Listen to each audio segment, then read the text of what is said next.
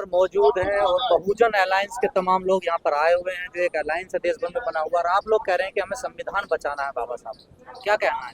नहीं, बिल्कुल इस देश के अंदर संविधान को बचाना ही पड़ेगा। अगर हम संविधान की बात अगर नहीं करेंगे तो जो आज 2014 के बाद में इस देश के अंदर जो हालात पैदा हुई है, ये हर वर्ग को, चाहे मुसलमानों से ले लो, चाहे दलितों से ले लो, और चाहे ओबीसी की बात हम कर ले, और जो अन्य माइनॉरिटी जो है उनका बहुत बुरा हाल।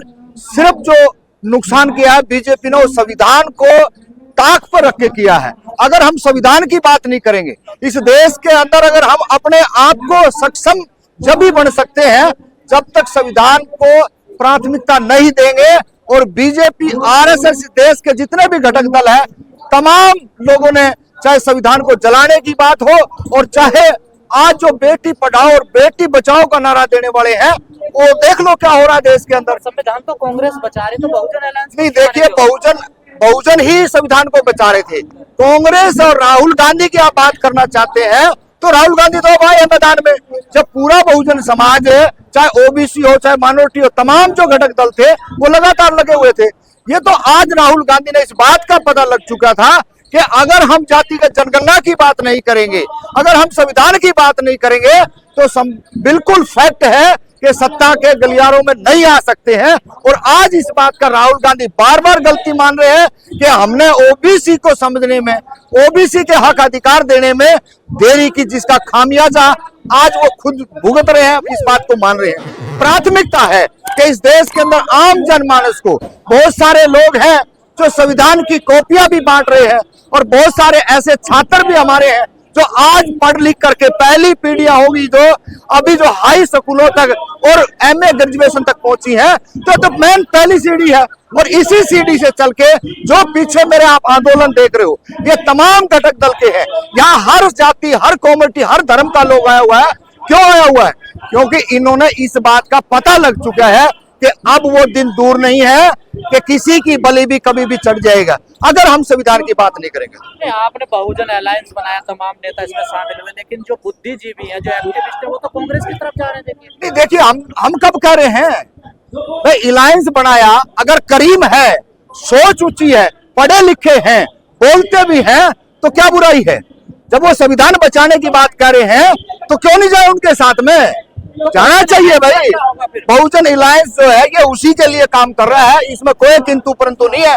अगर मान लो कि अगर आप जहां इशारा करना चाह रहे हो, जो कुछ मेरे मुंह से कहलवाना चाह रहे हो, अगर वो संविधान की बात करते, अरे 5-5 बार आप सत्ता में रहे हो, आप जो है ना 2-2, 3-3 राज्यों में सत्ता में रहे हो, ये बीड़ा तो पहले आप लोगों ने उठाना चाहिए था, आपने ना उठाया। इसलिए इस गेंद को कांग्रेस पार्टी ने कैचअप किया है। और आज पूरा बहुजन मूवमेंट, जो एक्टिविस्ट हैं, तमाम हम जैसे सोशल कार्यकर्ता हैं, वो इस बात को देख रहे हैं। कोई ऐसा शहर, कोई ऐसा गांव नहीं बचा है जो इसकी चपेट में नहीं आया ब्राह्मणवादी व्यवस्था की।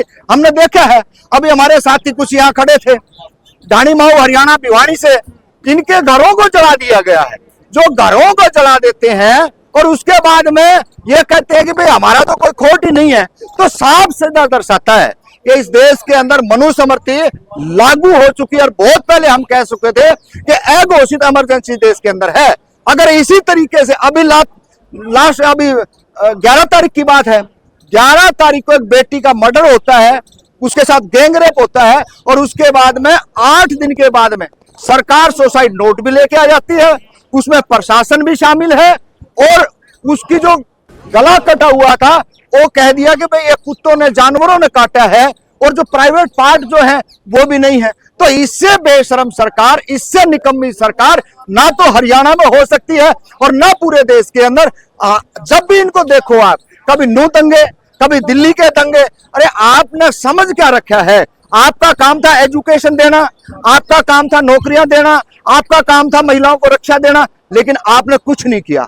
आपने देश के आम नागरिक को अशिक्षित रख के, स्कूलों को, इतने स्कूल यूपी और बिहार और हरियाणा और दिल्ली के हम हालात देखे, बिल्कुल नजदीक के जो राज्य है, स्कूलें बंद कर रहे हैं। सरकारों की प्राथमिकता होती है कि सरकारी स्कूलों को बढ़ावा दें, लेकिन यहां हो रहा है पूंजीवाद को बढ़ावा दिया जा रहा है, और वो पूंजीवाद जो आका कहेंगे उन्हीं के काम होंगे।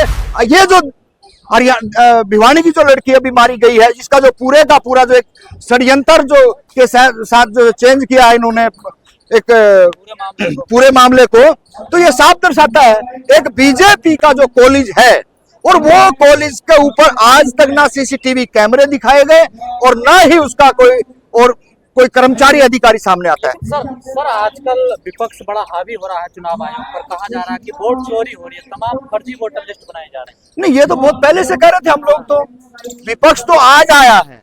विपक्ष ये भूमिका अगर बहुत पहले 2016, 17, 18 में अगर ये कर लेता तो ये चीजें नौबत नहीं आती। हरियाणा चला भाई 2016 के अंदर इसी बीजेपी सरकार ने पूरे हरियाणा को चलाया है और पूरे देश को। मैं तो हरियाणा को कर रहा हूं, पूरे देश के हालात ये हैं, अगर सद्बुद्धि पहले आ जाती, चुनाव आयोग पर दबाव होता, हम यहाँ ईवीएम बैन करने के लिए लगातार दिल्ली के जंतर मंतर पर धरना देते रहे, लगातार अपनी आवाज उठाते रहे, लेकिन हालात क्या हुई, बद से बदतर।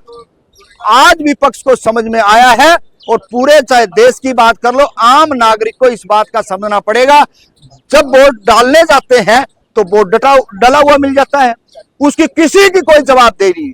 चुनाव आयोग क्या भांग खा के सो रहा है? कौन सा ऐसा नशा करता है जब पूरा चिट्ठा आपके सामने लाके छोड़ दिया, उसके बावजूद भी आप सुप्रीम कोर्ट में भी आप लारे लप्पे देने की बात करते हैं? तो इससे बेशरम बेहया चुनाव आयोग हमने और हमारी जो बाप और दादा थे उन्होंने भी नहीं देखा होगा। इस देश का बेड़ा गर्क अगर किया है तो संविधान चुनाव आयोग के माध्यम से, और केंद्र सरकार ने ये पूरे का पूरा षड्यंत्र रचा है। और ये हमले और ये 400 पार की बात करने वाले ये कहां से आ गए? ये मुसलमानों को देश से बाहर निकालने वाले कौन हो गए हैं?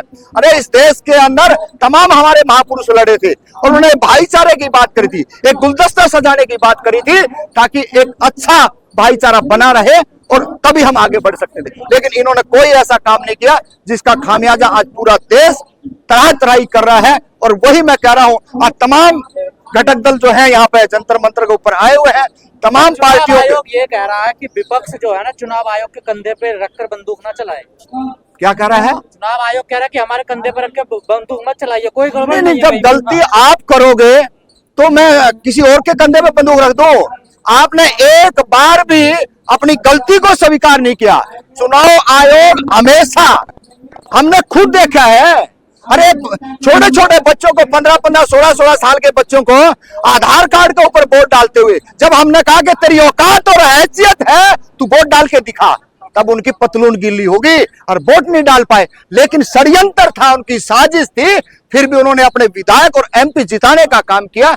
ये इस देश के अंदर हर नागरिक को पता है, लेकिन मुंह खोलने को कोई तैयार नहीं।